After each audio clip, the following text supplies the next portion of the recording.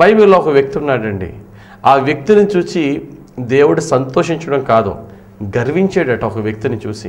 ఏమండి, మనం సాధారణంగా మనకి మేలు జరిగిందనుకోండి, మనం ఏమనుకుంటామంటే, మనమంటే ఎవరికైతే ఇష్టం ఉండదో, మన శత్రువు ఎవడైతే ఉన్నాడో ఇది వాడికి తెలియాలి, మన శత్రువు మన యొక్క అభివృద్ధి చూడాలి, వాడు చూసి వాడు ఏడవాలి.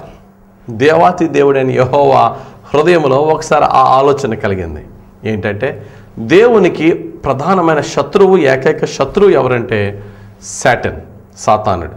ఒకానొక సమయంలో దేవునికి సాతానికి మధ్య ఒక డిస్కషన్ జరిగినప్పుడు, దేవుని సముఖంలోనికి సాతానుడు వెళ్ళినప్పుడు, దేవుడు యోబు అనే ఒక పవిత్రమైనటువంటి ఒక వ్యక్తి గురించి సాతానుతో మాట్లాడుతున్నాడు.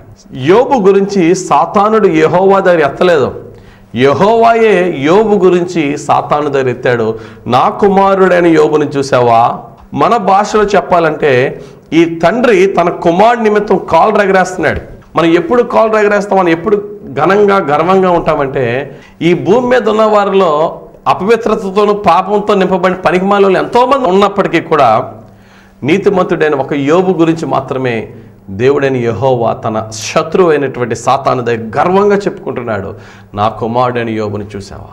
గమనించండి నా ప్రియ సహోదరి సహోదరుడా, యోబు అనే ఒక విశ్వాసిని చూచి దేవాతి దేవుడు సృష్టికర్త అయినటువంటి ఆ తండ్రి గర్వించే లక్షణాలు యోబులో ఏమున్నాయండి అని ఒక ప్రశ్న మనం వేసుకుంటే, మనందరికీ తెలిసిన ఆన్సర్ ఏంటంటే, యోబు పరిశుద్ధుడు, పాపము లేనివాడు, నీతిపరుడు, ప్రార్థనాపరుడు, దేవునిలో తన కుటుంబము కూడా పవిత్రంగా జీవించేవారు. ఇవన్నీ మనకు తెలిసిన ఆన్సర్స్. అయితే ఈరోజు దేవుని వాక్యం ఏం చెప్తుంది? నువ్వు నిజంగా దేవుని చేత ఆశీర్వదింపబడిన వాడవైతే, నీవు నీ కుటుంబము ఆశీర్వదింపబడమే అది దేవుని ఆశీర్వాదం కాదు. ఇతరులకు దీవెనకరంగా ఉంటేనే అప్పుడు దేవుడు నిన్ను చూసి నన్ను చూసి ఆనందిస్తాడు, గర్విస్తాడు. యోబు జీవితంలో పరిశుద్ధుడని, తన పిల్లల్ని తన భార్యను పవిత్రంగా పెంచుకున్నాడని స్టోరీ మనకు తెలుసు. ఒక్కసారి యోబు అనే వ్యక్తి యొక్క ఆత్మీయ జీవితాన్ని ప్రక్కన పెడదాం, దేవునిలో తనకున్న భయభక్తులు, ప్రార్థనా జీవితాన్ని ప్రక్కన పెడదాం. యోబు యొక్క మరొక కోణాన్ని మనం చూద్దాం. బైబిల్లో యోబు భక్తుల్లో ఉన్న మరొక లక్షణం ఏంటి? తాను సమాజానికి ఏ విధంగా ఉపయోగపడ్డాడు, తన యొక్క స్పిరిచువాలిటీ, ఆత్మీయతను ప్రక్కన పెట్టి సామాజికంగా తను ఏ విధంగా జీవించాడు, సోషల్ రెస్పాన్సిబిలిటీ ఏ విధంగా తను తీసుకున్నాడు. యోబు అనే వ్యక్తి బైబిల్లో ఉన్న కోటేశ్వరులో ఒకడు. ఆ టైంలో ఆ ఏరియాలో అతని వంటి రిచ్ మ్యాన్ ఇంకొకడు లేడట. అంత రిచ్ మ్యాన్ అయినప్పటికీ కూడా దేవుని పట్ల అత్యున్నతమైన భయభక్తులు కలిగిన వాడని మనకు తెలుసు.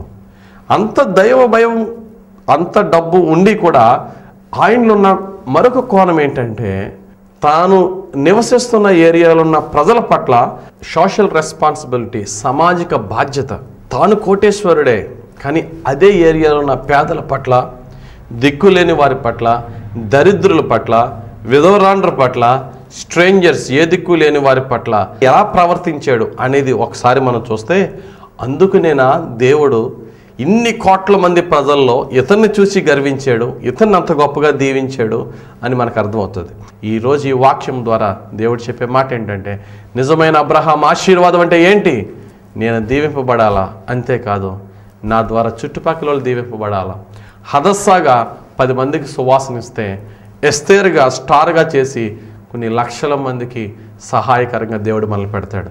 దేవుడు తన పరిశుద్ధ వాక్యం దీవించి, ఈ వాక్యం ద్వారా మన ప్రార్థనా జీవితం, ఆత్మీయతే కాదు, తోటి వ్యక్తికి సహాయం చేయాలా, ఏ కులమైన ఏ మతమైన మనసుతో మనం ముందుకు వెళ్దాం. దేవుడు ఖచ్చితంగా మనల్ని, మన కుటుంబాలను, మన చేతి పనులను 100 రెట్లు దీవించి ఆశీర్వదిస్తాడు. దేవుడు తన పరిశుద్ధ వాక్యం మీ జీవితంలో, మనందరి జీవితంలో నెరవేర్చునుగాక. ఆమెన్. ప్రార్థన చేసుకుందాం. పరిశుద్ధుడా, ప్రేమ కలిగిన యేసయ్యా, నీకు స్తోత్రాలు. నీ వాక్యం ద్వారా మాతో మాట్లాడినందుకు వందనాలు. మా జీవితంలో మేము మీ కృపను బట్టి దీవింపబడడం మాత్రమే కాకుండా ఇతరులకు దీవెనగా ఉండే జీవితాలు మాకు దయచేయమని, ఇప్పుడు నీ సేవకుడైన నా ద్వారా మీరు ఏమైతే మాట్లాడి ఉన్నారో యేసు ప్రభువా, విన్నవారందరి జీవితంలో వాక్యాన్ని ఫలింపచేసి నీ పరిశుద్ధాత్మతో వారిని తాకి, నీ కృపతో రక్షించి, నీ ప్రేమతో దీవించి, అనేకులకు నీ ప్రేమను పంచేవారిగా మమ్మల్ని నడిపించమని, ప్రతి ఒక్కరి జీవితంలో నీవే మహిమను పొందుకోమని కోరుచు యేసుక్రీస్తు వారి పరిశుద్ధ నామములో ప్రార్థించి వేడుకొనుచున్నాను పరమ తండ్రి. ఆమెన్. God bless you.